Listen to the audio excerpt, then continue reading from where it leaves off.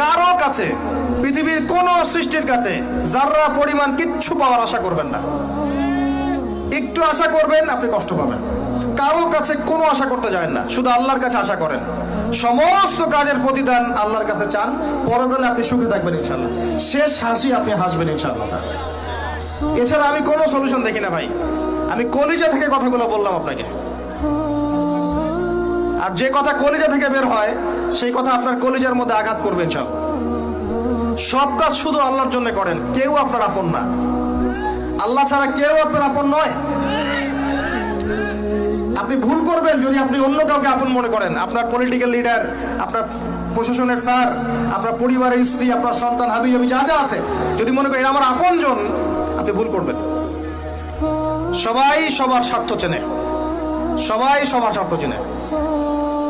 শুধু আল্লাহ আপনাকে নিঃস্বার্থভাবে ভালোবাসেন, আল্লাহ পাক স্বার্থ চান না। সারাটা জীবন পাপ করে থাকলেও একটা বার দাঁড়িয়ে খালি বলেন আল্লাহ আস্তাগফিরুল্লাহ ওয়া আতুবু ইলাইহি, মন থেকে বলেন আল্লাহ আমি ভুল করেছি, আল্লাহ আমাকে মাফ করে দাও।